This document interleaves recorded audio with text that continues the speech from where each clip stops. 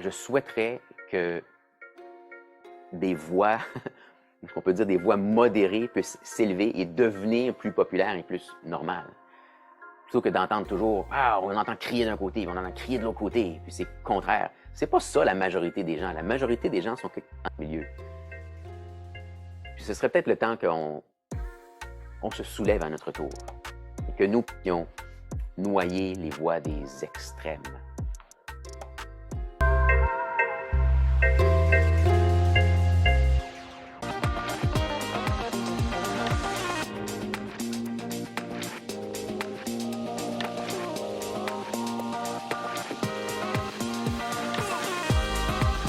Bonjour Alexandre, bienvenue. Merci, bonjour Patricia. Comment ça va? Ben, ça va bien. J'arrive d'un autre événement ce matin et je vais en avoir d'autres cet après-midi. C'est le fun, je suis bien occupé. Oui, tu es un homme très en demande. Bon, alors je suis très heureuse que tu aies accepté de participer à l'émission Pause Café avec Patty. Cher ami, laisse-moi te présenter Alexandre Matt, que j'ai eu le privilège de rencontrer lors du championnat mondial en art oratoire à Nashville, Tennessee. Il a partagé 2 messages très puissants qui m'ont tellement inspirée que je me suis dit, il faut que je l'invite à mon émission. Et ça, c'était avant même que je sache qu'il allait gagner. Mais bon, je suis très reconnaissante qu'il ait accepté. Sans plus tarder, qui est Alexandre Matt? Numéro 1. Alexandre est un grand orateur.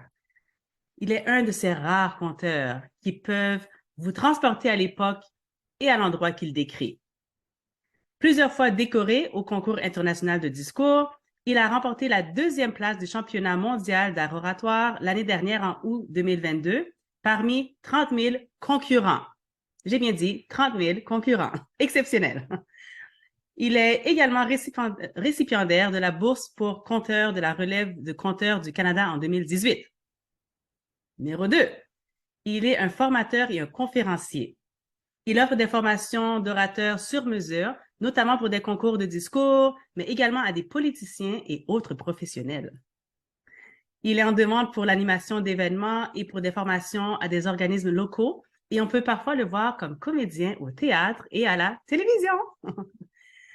Après 15 ans de gestion des finances d'organismes culturels, notamment à titre de directeur des finances du Carrefour francophone de Sudbury, il est passé des comptes aux comptes. Se spécialisant dans les comptes pour jeunes publics, Alexandre visite des écoles partout au Canada pour faire découvrir l'art du conte aux enfants, tout en contribuant à la construction identitaire des élèves francophones. Finalement, numéro 3, Alexandre est un père de famille. À la maison, il pratique l'art du conte à tous les jours avec son plus difficile auditoire. Ses 3 filles âgées de 2 à 10 ans. Bon, j'ai assez parlé. C'est parti. Puis c'est le dernier rôle qui est le plus important, celui de papa de 3 filles. Oui, et le plus exigeant, j'aimerais rajouter. Oui, la plupart du temps. Oui. Donc, Alexandre, pourrais-tu partager avec nous comment c'était d'être dans tes souliers lorsque tu étais un jeune garçon, s'il te plaît? Oui. J'aurais jamais pensé que je voudrais faire ce que je fais en ce moment, de parler devant n'importe qui, que ce soit une personne ou une foule. J'étais un gars vraiment gêné. C'était difficile de faire des nouveaux amis. J'avais mon petit noyau, mais j'osais pas m'aventurer. Alors, il y a des difficultés qui viennent avec ça, d'autant plus que j'étais ce qu'on pourrait qualifier de nerd. J'avais des bons résultats scolaires dans à peu près toutes les matières, sauf éducation physique. Et s'il y en a d'autres qui sont de ce genre-là, vous savez que ça peut être difficile ou ça a été difficile lorsqu'on avait cet âge-là, à une certaine époque. Je ne sais pas si ça a changé maintenant, là, s'il y a ce même genre de difficultés chez les jeunes. Oui, je pense pas que ça a changé. Je pense que ça s'est empiré avec les médias sociaux et tout ça, là. Hmm.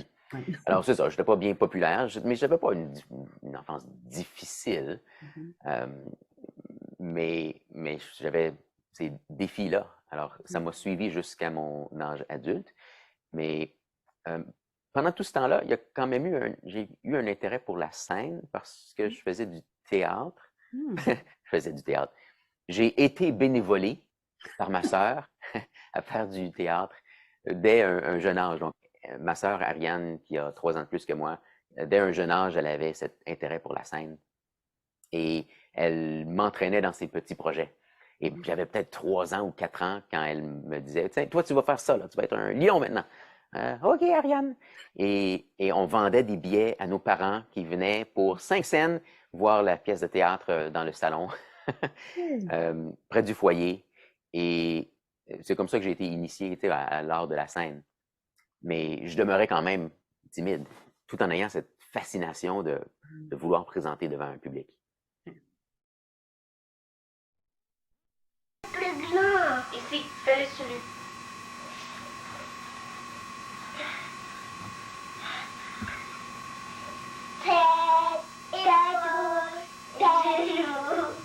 Épaule, genou, orteil, genou, orteil, tête, épaule, genou, orteil, yeux, nez, bouche, oreille. Ok, Charlie. Ok, maintenant fais-le tout seul, ok?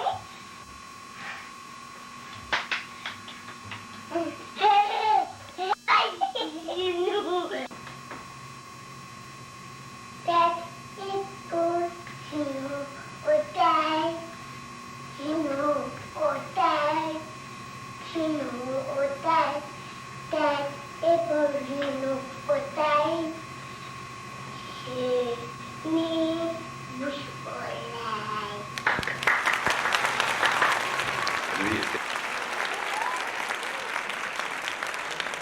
Et je soupçonne que, puis ça, je l'ai vu plusieurs fois aussi, je le vois beaucoup quand je parle avec des adolescents, faire de l'improvisation, faire du théâtre, puisque ce n'est pas toi-même, ça te permet de te dégainer plus facilement.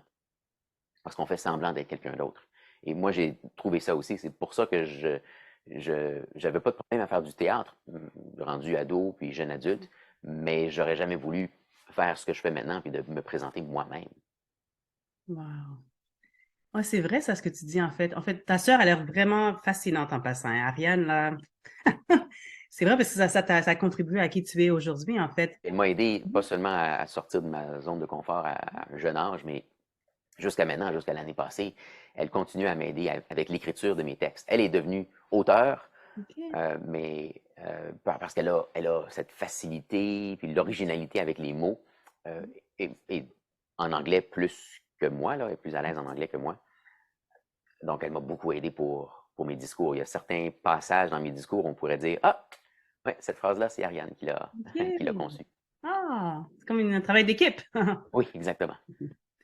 Alors, OK, donc dans tout ça, je suis curieuse de savoir, c'est quand que ton parcours en art oratoire a commencé, en fait? Comme dans le sens, c'est quand tu as dû visiter un club Toastmasters pour la première fois, donc comment ça a commencé tout ça? Ouais, c'était en 2007. OK. Je venais de déménager à Sudbury, OK. dans le nord de l'Ontario. J'étais à Ottawa avant. OK. Je suis originaire de Sudbury, alors j'avais cet intérêt, cette attraction pour revenir vers le nord. Et je suis arrivé, je travaillais au Théâtre du Nouvel-Ontario, mais j'avais pas de famille à Sudbury, j'avais pas vraiment d'amis, j'avais rien à faire en soirée. Alors je rentrais chez moi à pied, j'allais dans la chambre, je regardais un peu de Star Trek, puis je me couchais. Un jour, j'ai vu une invitation un mercredi matin pour aller visiter le club Toastmasters Voix du Nord. Mhm. Puis c'était dans l'immeuble à côté. Ah, OK, ben pourquoi pas, j'ai rien d'autre à faire. Et quand j'ai vu le mot Toastmasters, je pensais, OK, ben, on va juste s'amuser à faire des toasts tout le temps. Ça pourrait être amusant, là, s'il y a du vin inclus. Le vin n'était pas inclus, mais il y avait un toast. Et il y avait d'autres choses aussi. Et ça j'ai été fasciné par ce que j'ai trouvé.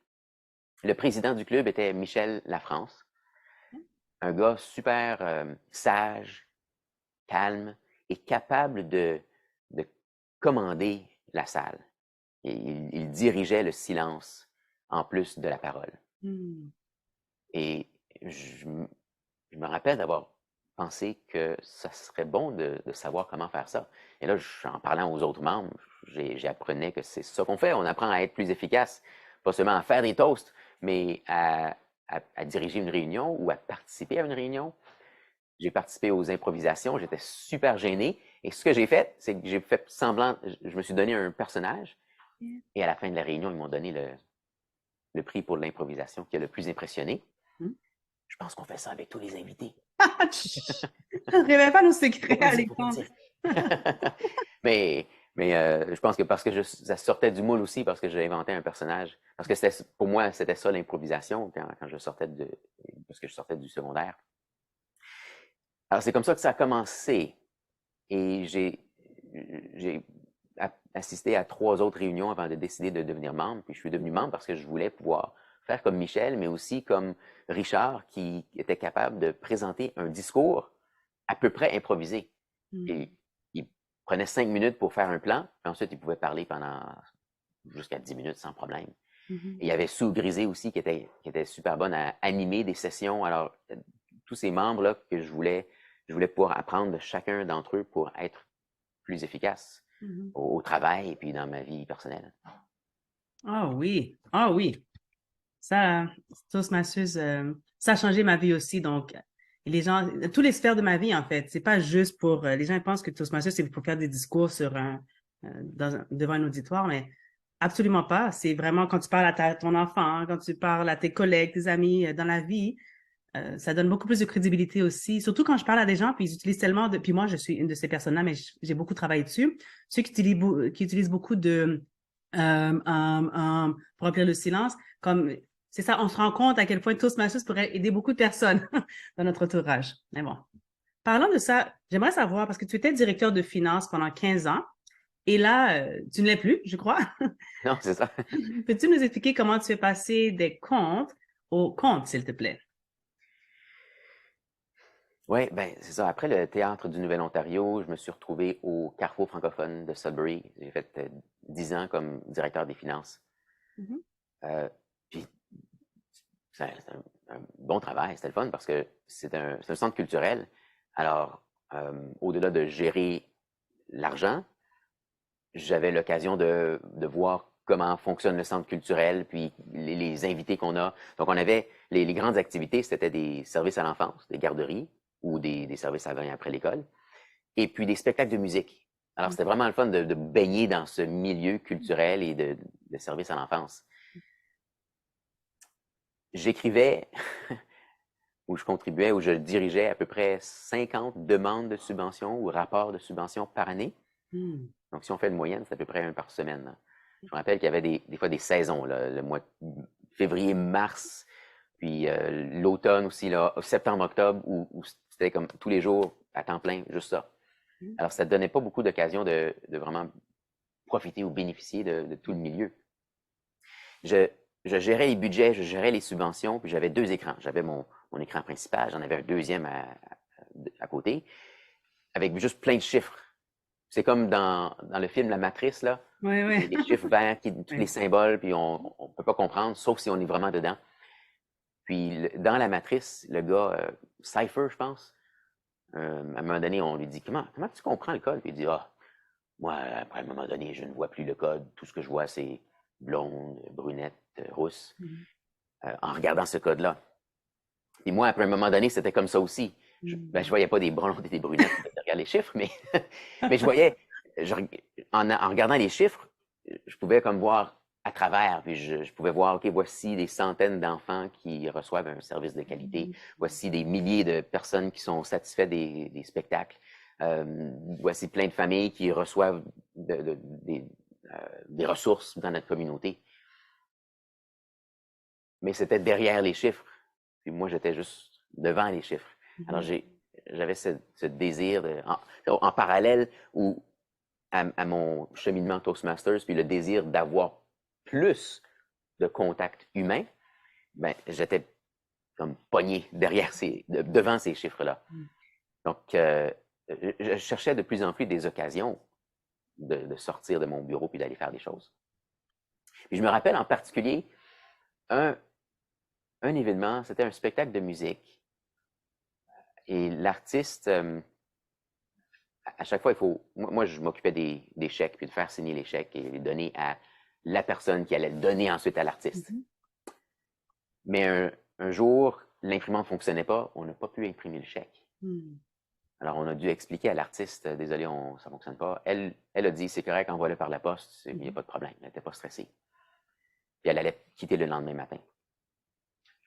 Le lendemain matin, c'était samedi. Je suis allé tôt au bureau pour arranger le problème. J'ai fait imprimer le chèque. Je suis allé à la maison du directeur général pour le faire signer. Je me suis ensuite dirigé à vélo jusqu'à l'hôtel où logeait l'artiste. Et je l'ai rencontré dans le lobby ou juste à l'extérieur de la porte principale pour lui remettre ça. Puis elle a super apprécié ce geste. Et moi, j'ai super apprécié le fait d'avoir ce contact humain, là, au-delà de juste distribuer des chèques pour que les autres puissent en bénéficier. Et puis c'est ce contact que je voulais avoir de plus en plus. En même temps, c'est une longue histoire, hein? En même temps, Bonne en même histoire. temps, j'avais des jeunes enfants qui étaient à la garderie, qui allaient commencer l'école bientôt. Et un des meilleurs moments de la journée, c'était quand je déposais les enfants à la garderie. Je restais un peu plus longtemps pour juste m'amuser avec les enfants. Et à plus d'une reprise, la superviseure de la garderie m'a dit, il me semble que toi, tu serais un bon éducateur, là, tu pourrais faire ça. J'y ai pensé, mais comme moi, je gérais la paye, je savais c'était quoi l'horaire des éducatrices et des éducateurs.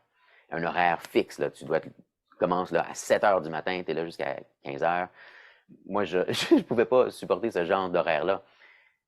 Alors, plus tard, quand mes enfants étaient à l'école, je ne sais pas d'où est venue l'idée, c'est peut-être mes enfants qui ont eu l'idée parce que je leur lisais beaucoup de livres, je leur contais des histoires. Bon, j'ai été invité ou je me suis invité à la classe de mes enfants. Parce que dans là, ils étaient en première année, je pense. Et je suis allé juste lire un livre, puis ils ont beaucoup aimé ça. Ensuite, j'ai dit, voulez-vous une histoire que je viens d'inventer? J'avais inventé avec mes enfants une histoire à propos d'un éléphant qui a une très petite trompe tronquée. Et là, ça a été un moment magique. Parce que je voyais que je pouvais amener un groupe d'enfants avec moi dans mon monde imaginaire le temps de quelques minutes. Je suis parti après cette visite-là, mais après l'école, quand mes enfants sont rentrés, elles avaient dans leur sac une enveloppe pleine de dessins que les enfants avaient faits. Les enfants avaient illustré mon conte. Wow. L'éléphant, puis il y avait des différents personnages, un gros éléphant super costaud, un éléphant avec une super longue trompe. Et ils ont dessiné les parties. Je leur ai pas demandé, mais c'était un super beau cadeau. Puis de voir, c'est une chose de recevoir un cadeau puis de sentir que j'étais apprécié, que le conte était apprécié, mais c'est une autre de constater que les jeunes avaient particulièrement apprécié, puis qu'ils étaient rentrés dans un autre monde et ça leur aidait dans le développement de leur imagination et de leur vocabulaire. Donc, plus tard, quand j'ai eu l'occasion de compter et de faire des tournées dans des écoles, ben, j'ai sauté sur l'occasion. Puis, je pourrais continuer pendant longtemps, juste dire comment ça s'est passé, mais je devrais surtout remercier le Centre franco-ontarien de folklore qui m'a donné cette première occasion d'entrer dans les écoles, d'entrer dans le festival de contes pour pouvoir partager ces moments magiques avec des centaines d'enfants. Oh, mon Dieu, Alexandre, quelle belle histoire. C'est comme si c'est presque une vocation même. Je vois ta passion quand tu en parles là. Il y a tellement de passion, puis tu sens l'amour pour tes enfants, l'amour pour les enfants, puis vraiment, tu t'enrichis leur présent et aussi, j'ai l'impression que ça a un gros impact même dans leur futur. Donc, je comprends pourquoi tu aurais voulu quitter, même pas ce que tu aimais dans les finances, mais pour quelque chose qui est si riche. Bon, alors, tu as partagé 2 discours cette année. Il y avait, en fait, Lift Up, ça s'appelait en anglais, et Missing Ingredient, donc l'ingrédient manquant.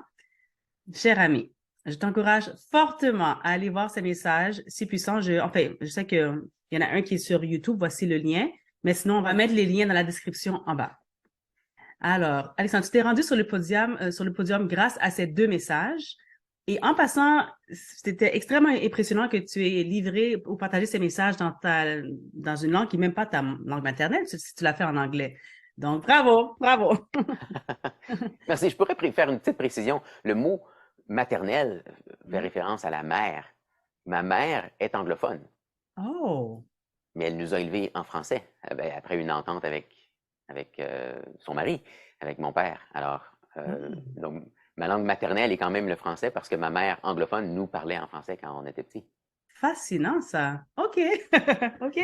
Mais j'ai quand même, donc il y a quand même eu une influence de l'anglais dans le foyer, même si on parlait presque exclusivement en français. Est-ce que tu comprenais l'anglais quand tu étais petit?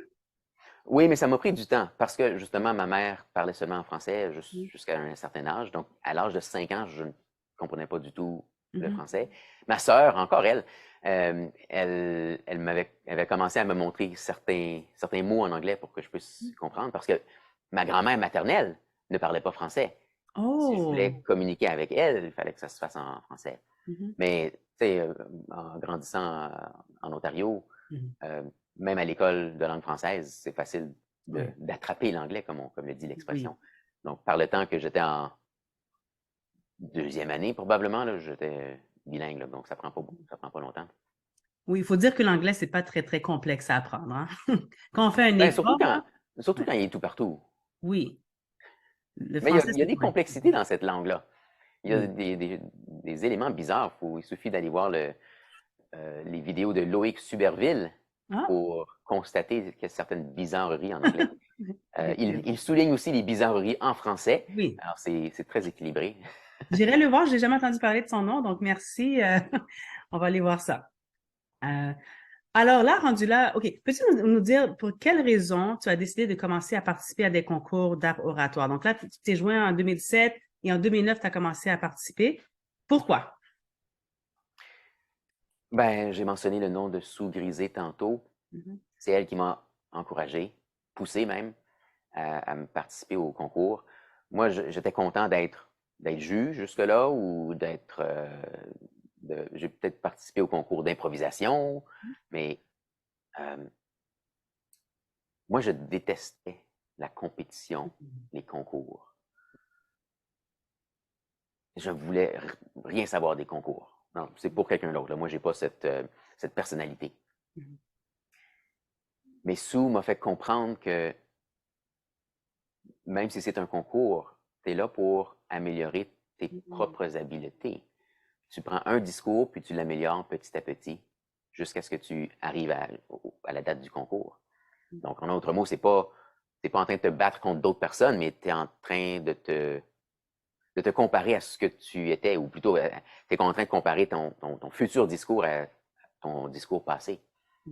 Et c'est ce que j'ai apprécié du concours. Là, par la suite, en 2009, ça m'est monté à la tête. Puis là, j'étais en train d'aimer les concours parce que je commençais à battre les autres jusqu'au district. Hein. Puis là, quand j'ai gagné le district avec mon discours, je pensais, hey, tabarouette, ouais, je pourrais être le champion du monde. Ah, oui. Ça m'est monté à la tête. Alors, il y a eu cette progression dans ma relation avec les concours. Puis j'ai dû redescendre sur terre après mon expérience en 2009. Oui, il y a beaucoup de leçons d'humilité en art oratoire. J'entends souvent ça. Donc, OK, bon.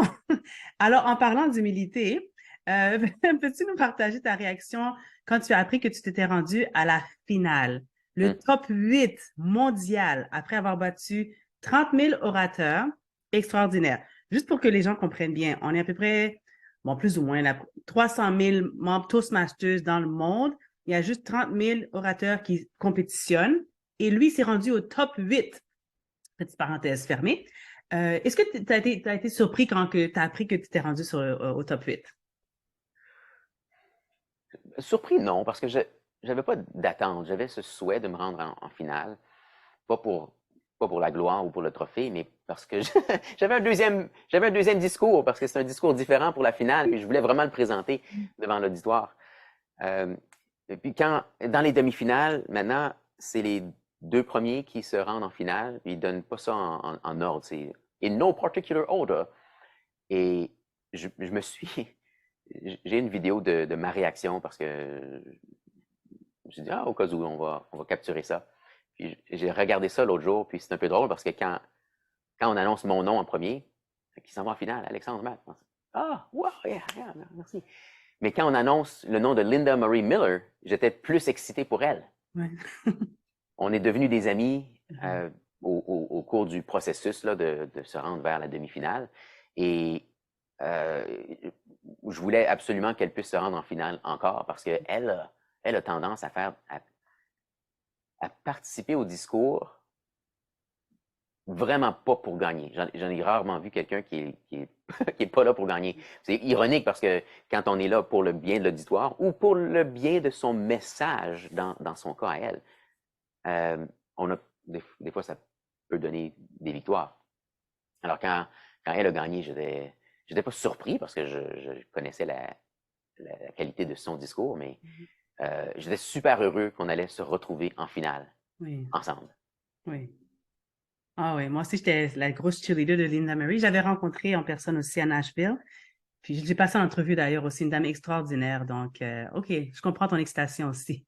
Puis elle était à Nashville, moi j'étais à ce moment-là à Oui. Saint-Ubalde, à quoi? C'est 200 km au nord de Montréal à peu près. Mhm. Et à tous les jours avant la demi-finale, Linda Murray m'appelait, puis elle disait, il faut que tu viennes ici, prends le prochain avion, puis arrive à Nashville, l'ambiance est super. Ouais. Puis même après la demi-finale, elle m'a appelé, OK, félicitations, on s'en va en finale, mais il faut que tu sois là sur la scène. Moi, j'étais avec mon rassemblement familial, il Ah, fallait que je reste là. oui. Ah oui, priorité, priorité. En fait, d'ailleurs, tu en as parlé pendant ton discours sur Ben, l'inclusion. c'est une des raisons que j'ai choisi ce thème pour mon discours final, parce que je pensais, je vais parler de famille, l'importance de nos traditions. Mhm. Euh, non, c'est plutôt, je vais être avec la famille Mhm. pour une tradition. J'ai déjà donné ce message-là de l'importance d'être avec la famille Mhm. comme priorité. Je ne peux pas me rendre à Nashville. Mhm. Alors, c'était parfait de pouvoir parler de ce thème-là, Ah oui, c'était pour expliquer fantastique. en même temps pourquoi je ne me rends pas là-bas. Oui. Puis il faut dire que ta présence là, je pense pas que ça aurait été différent si tu aurais été là.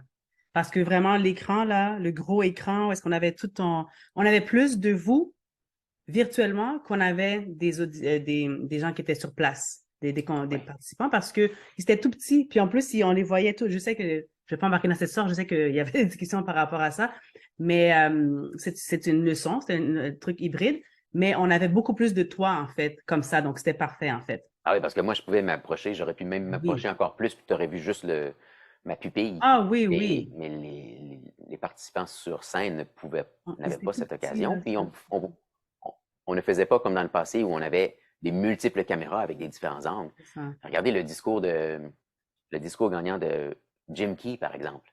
À un Mhm, des moments super émotionnels, je crois qu'il est de côté sur la scène. mhm, Il dit on frappe un mur. Puis on peut voir l'émotion dans son visage parce qu'ils ont changé la caméra puis on le voyait de mhm. face. C'est ça.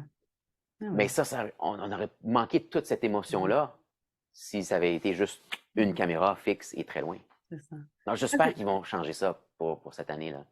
ce sont des Que leçons c'est apprises, là. un, Mhm, c'est ne pas rendre mhm. service à Oui, l'auditoire de limiter ce que l'auditoire peut voir. absolument. Oui. Mais bon, on verra. On en parlera l'année prochaine aux Bahamas. Voir s'ils vont changer le règlement. Alors, j'aimerais te demander, puisqu'on a un élocuteur si éloquent, quels sont tes trois meilleurs conseils pour devenir un orateur inoubliable, Alexandre? Une chose que j'ai appréciée et apprise dans Toastmasters et particulièrement en faisant les concours, c'est que les concours qui gagnent et ceux qui sont donc mémorables sont ceux qui ont une histoire personnelle. J'ai assisté à un concours de secteur hier et celui qui a gagné, il parlait de sa propre vie, de son expérience en tant qu'adolescent, plus tard comme adulte. Et c'est très personnel. On peut penser que parce que tu parles de toi-même seulement que les gens ne vont pas apprécier, mais en fait, c'est le contraire. C'est lorsque tu parles de toi-même, de tes expériences, de ta jeunesse, de tes faiblesses, de tes réussites, que les gens peuvent se brancher à toi, s'identifier à ce que tu dis. Tandis que si on reste plus général, ben, ou dans le non concret, dans la théorie, il n'y a rien, on ne peut pas s'accrocher à quelque chose. Les histoires personnelles sont meilleures. Et on garde ça, là. C'est vrai aussi dans les livres, les romans, les films. C'est lorsqu'un personnage est bien développé qu'on Mhm. s'attache et qu'on veut le voir, qu'on veut l'écouter. Des fois, à plusieurs reprises. Le meilleur exemple, c'est peut-être ce que j'ai cité pendant mon discours de finale. The Fiddler on the Roof, un violon sur le toit. C'est une histoire ultra personnelle. On rentre dans le personnel d'une seule famille, dans un village. Mais c'est en même temps l'histoire de tout un peuple. Puis j'en ai parlé à d'autres personnes, d'autres peuples qui disent, on a des expériences semblables chez nous, puis ça devient universel. Parce que c'est précis. Alors, si tu veux être inoubliable, le premier conseil, c'est de partager quelque chose de personnel. Puis des fois, ça veut dire de faire des choix difficiles si on n'est pas habitué. Partager quelque chose qui est personnel, si on n'est pas habitué, ça peut être difficile. Donc, commencer par des petits pas, des petites étapes pour pouvoir y arriver à quelque chose de vraiment profond. Tu en veux deux autres, hein? Deux autres conseils? Si c'est possible. Une chose que je peux mentionner, c'est la sincérité. Donc, ça rejoint un peu mon premier point, mais ça, je le vois surtout chez les politiciens. Je pense qu'on peut comprendre, les politiciens souvent vont sembler non sincères parce qu'ils sont juste en train de lire leur texte ou bien ils disent ce que l'auditoire veut entendre ou ce qu'ils pensent que l'auditoire veut entendre pour qu'ils puissent recevoir le plus de votes. C'est comme, ça devient un concours de popularité. En politique, ça, on le voit beaucoup. Mais ça peut être vrai dans le monde réel aussi, que ce soit au travail ou dans un groupe social. Si tu essaies d'être quelque chose d'autre juste pour attirer plus de voix, plus de votes, plus d'amis, c'est peut-être le contraire qui risque d'arriver. Ou du moins, à la longue, ça ne va pas être gagnant. C'est comme aller sur Instagram et essayer de trouver l'angle parfait pour pouvoir pour pouvoir avoir le plus de likes possible. Des fois, c'est juste d'être plus sincère, puis si tu veux vraiment te prendre en photo, fais juste y aller, ou prends une vidéo live, puis on va avoir toi sans aucun filtre, puis dis exactement ce qui te passe par la tête. J'ai découvert que c'est plus facile d'être sincère lorsqu'on n'est pas accroché à un texte. Et c'est pour ça, je crois, que dans nos formations Toastmasters, une des premières choses qu'on nous recommande, c'est de laisser faire les notes, de parler sans notes. Pendant longtemps, je n'ai pas compris ça. Alors, j'avais toujours mes notes, surtout pendant mon premier discours, le bris de glace, j'avais toutes mes notes, j'étais accroché au lutrin. Mais même plus tard, comme plusieurs mois après, j'avais encore des notes. Puis on me disait toujours, lâche tes notes. Mais on ne me disait pas pourquoi. Mais quand j'ai commencé à m'en défaire et que je voyais le résultat, j'ai compris. C'est pour être plus proche de son auditoire. C'est pour paraître plus sincère, pour avoir une conversation. Quand on est sur scène ou sur scène comme celle-ci, si on veut avoir un meilleur contact avec son auditoire, il faut avoir... L'auditoire veut avoir l'impression que c'est une conversation à deux sens. Puis ça, tu ne peux pas le faire avec des notes, puis tu ne peux pas le faire en faisant semblant d'être quelqu'un d'autre. Il faut que tu sois toi-même, pleinement humain, et que tu leur parles directement. Wow. Ça, c'est le deuxième. Puis si tu en veux un troisième, peut-être surtout pour ceux qui participent au concours de discours, ne le faites pas toute seule. Moi, j'ai eu l'aide de ma sœur qui m'a aidé avec le texte et j'ai eu l'aide de Mark Hunter, le champion du monde de 2009, qui a été mon coach pendant tout mon parcours, pendant plusieurs mois. Ça vous prend une personne qui est déjà passée par là, qui peut vous guider, en plus d'avoir l'appui des gens qui sont dans votre entourage immédiat, là, en particulier dans votre club, vos collègues qui peuvent vous aider, mais aussi essayer d'aller trouver d'autres auditoires qui ne sont pas les Toastmasters, parce que ceux-là, ils ne sont pas... Les gens qui ne sont pas Toastmasters ne sont pas... Alors, je vais le dire. Ils ne sont pas teintés par certaines habitudes ou par certaines traditions dans Toastmasters. Des fois, on voit une formule Toastmasters, puis tu vois, ça c'est clair que ça vient d'une formation Toastmasters. Mais si tu peux sortir de là, puis essayer de présenter tes discours ailleurs, eux vont pouvoir te donner du feedback des fois plus intéressant parce que ça ils n'ont pas des idées préconçues qu'on Ouais, peut recevoir des fois dans nos clubs Toastmasters. c'est ça. Ça, ce sont des bons conseils, cher ami. Je vais les appliquer. Je suis sûre qu'il y a d'autres personnes qui vont le faire aussi. Merci, Alexandre. OK. Alors, tu as un horaire extrêmement chargé. Tu es un travailleur autonome, un champion en art oratoire, un conférencier, un papa et bien plus encore. Comment est-ce que tu trouves ton équilibre dans tout ça? J'aimerais bien savoir. Comment Comment? tu fais? Oui, difficilement. Mhm. Ouais, c'est pas facile parce que dès qu'on essaye de mettre plus de temps sur un certain sujet ou une aspiration, ben là, ça veut dire qu'il y en a moins ailleurs. Je me rappelle d'une session d'improvisation où l'animatrice nous avait demandé si vous aviez 1 heure de plus à tous les jours, qu'est-ce que vous feriez avec? Mm. Ah oui, ça fait rêver, hein? Il y a des gens autour de la salle qui disent moi, je voudrais finalement commencer à écrire mon livre, ou j'appellerais ma mère et ma famille plus souvent. Beaucoup de rêves, des projets qui étaient mis de côté, mais on se disait avec 1 heure de plus par jour, ouais, je ferais ça. Moi, j'ai dit, ça faisait longtemps que ça me tentait de jouer du piano, d'apprendre à jouer du piano, mais manque de temps, je ne l'ai pas fait.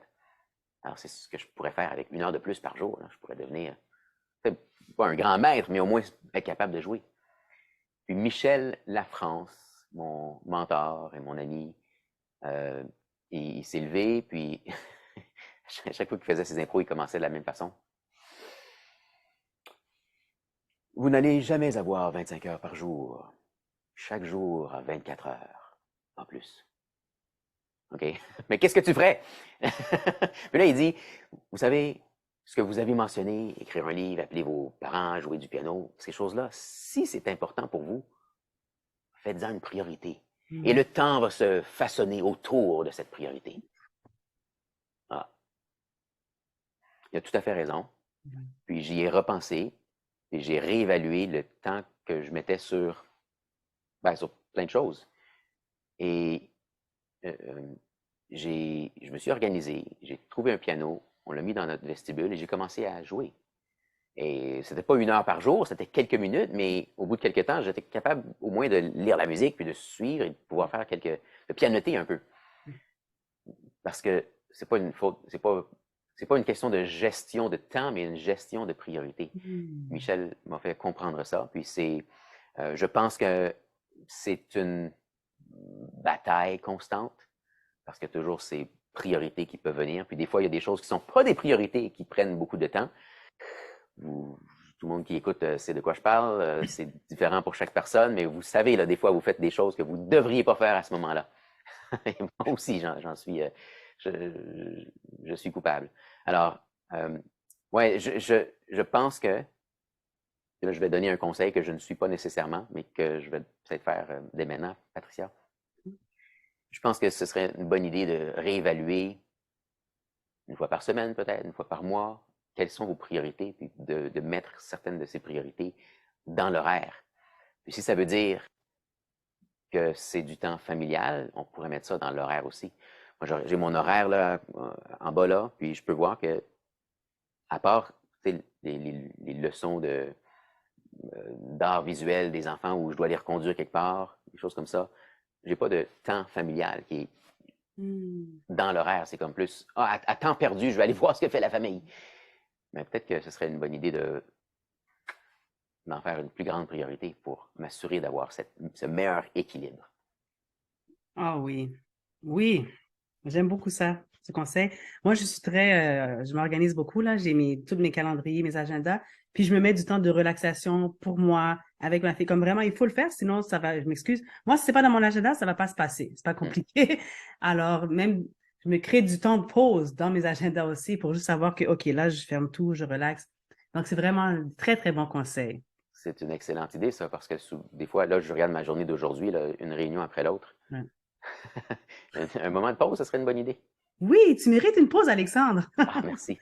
Oui, je te permets de prendre une pause, Alexandre. OK, salut.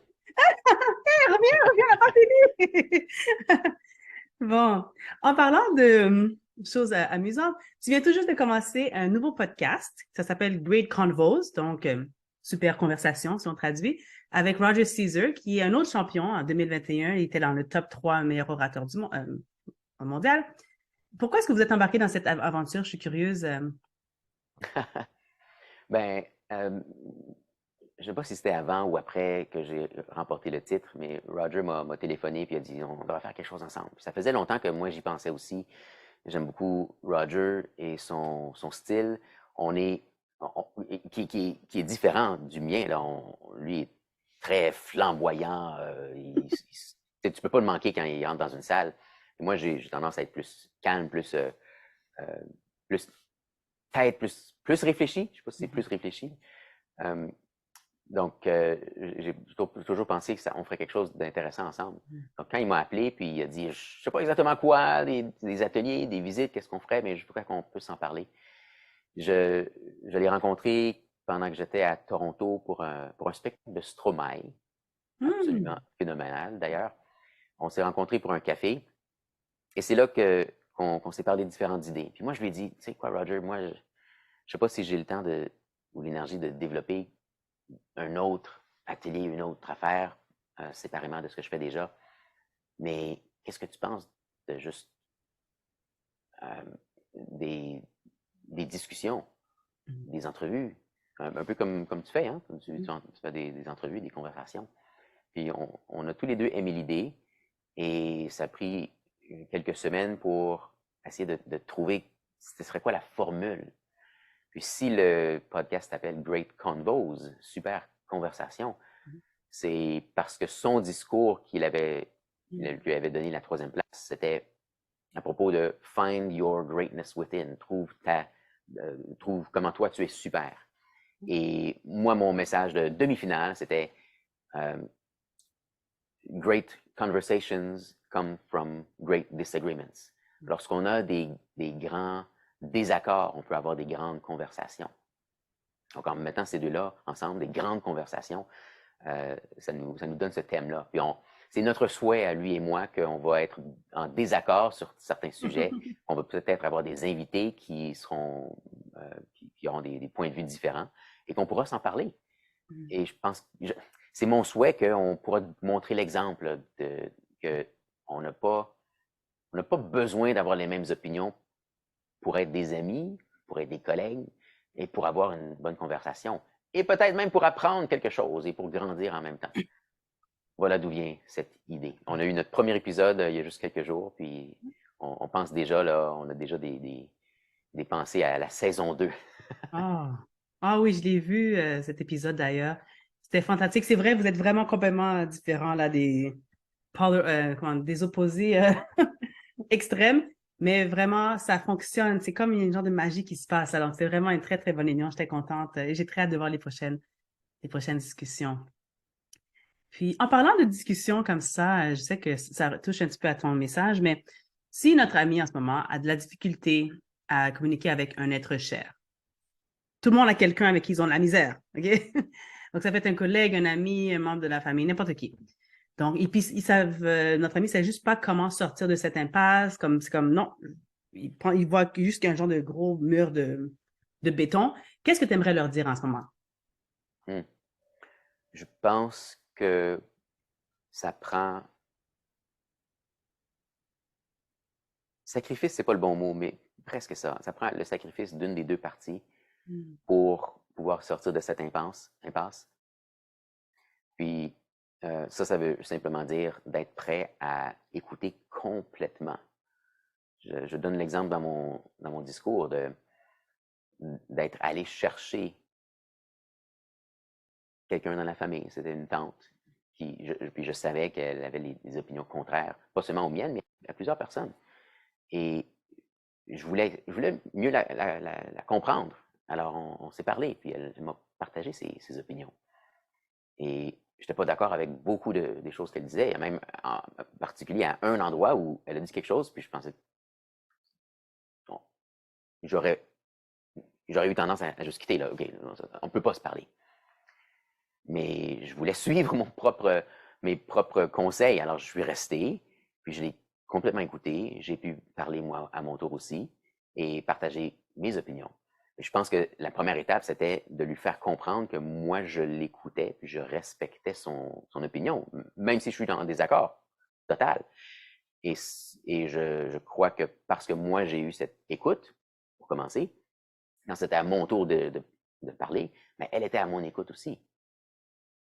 C'est quand elle a quitté, quand on était en train de quitter le rassemblement familial, qu'elle m'a pris de côté à nouveau, puis elle a dit, Alexandre, puis elle a, c'est le genre de personne qui est, j'ai parlé de sincérité là, elle n'a pas peur de partager ses opinions, mais quand elle nous parle, elle est complètement là aussi. Elle m'a dit, merci de m'avoir écouté. Tu m'as fait penser à certaines choses. Des fois, il suffit d'écouter quelqu'un pleinement et totalement pour qu'ensuite elle soit prête à nous écouter. Et qu'est-ce que ça donne, ça, quand deux personnes s'écoutent? Ça veut dire qu'il y a un dialogue à nouveau.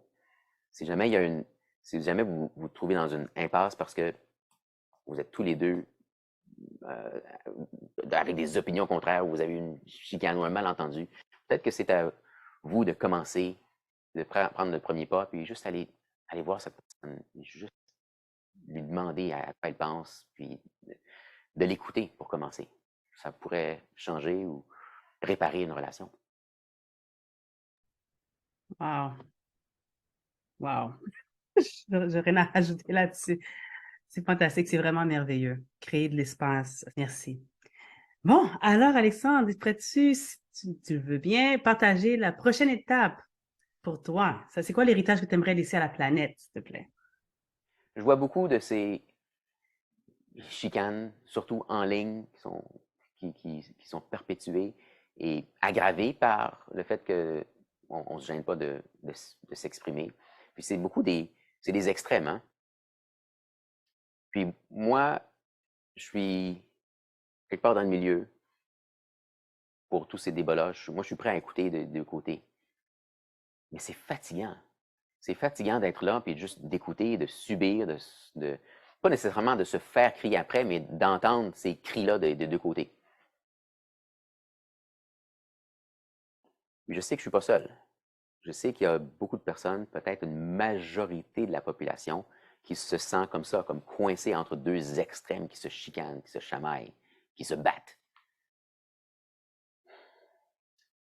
Je souhaiterais que des voix, on peut dire des voix modérées, puissent s'élever et devenir plus populaires et plus normales. Plutôt que d'entendre toujours, on entend crier d'un côté, on entend crier de l'autre côté, puis c'est contraire. C'est pas ça la majorité des gens. La majorité des gens sont dans le milieu. Puis ce serait peut-être le temps qu'on se soulève à notre tour et que nous puissions noyer les voix des extrêmes. Je ne sais pas comment le faire, mais je vais travailler là-dessus. Tu es déjà sur la très bonne voie, Alexandre. Donc, c'est vraiment, j'aime beaucoup ta vision. Et je le souhaite pour la planète parce qu'on a bien besoin de plus de personnes comme ça qui trouvent leur voie et qui peuvent changer le monde, en fait. Il n'en faut pas gros, hein, il en faut juste assez. Donc, bon, quel est le meilleur moyen pour notre auditeur d'apprendre à te connaître ou communiquer avec toi pour solliciter tes services, s'il te plaît? Ben, on peut aller sur mon site web. J'en ai deux parce que j'en ai un en français et un en anglais. Si on va à alexandremat.ca, donc simplement mon nom avec .ca à la fin, ça va être mon site web en français. Si on veut des informations en anglais, on va à alexandremat.com. Ça va être les infos en anglais. J'ai là-dessus des informations à propos de ce que j'offre dans les écoles pour les jeunes publics, du côté francophone. Puis du côté anglophone, j'ai plus d'informations sur mes services de coaching pour la parole publique. J'ai en ce moment beaucoup de personnes qui me sollicitent pour les concours de discours. Puis c'est absolument fantastique de pouvoir de jouer ce rôle-là, après avoir été de l'autre côté, de pouvoir aider d'autres personnes à mieux trouver les éléments magiques pour justement devenir mémorable ou inoubliable. C'est super. Mon discours final, c'est à propos d'un ingrédient manquant dans une recette, mais moi, j'aide les gens à trouver l'ingrédient manquant dans leur discours ou dans leurs histoires pour que ça puisse vraiment rejoindre leur auditoire. Ah, ça me garde bien occupé et très motivé là, parce que c'est tellement beau de voir des gens améliorer leur discours et s'améliorer eux-mêmes en même temps. Travailler pleinement sur un discours qui a un message important, on peut, on peut s'améliorer soi-même. C'est pas juste une question de partager un message avec le monde, mais c'est de vraiment vivre ce message-là pour que nous, on puisse avoir une meilleure vie. Oui. Oui. Oui. Bon, merci énormément. J'aimerais juste partager certains points qui m'ont vraiment marqué pendant cet entretien. Donc, il a partagé 3 conseils, vraiment, il faut que je répète. Si jamais tu as un message à partager, partage une histoire personnelle, que ce soit des faiblesses, des réussites. Donc, c'est vraiment la chose à faire.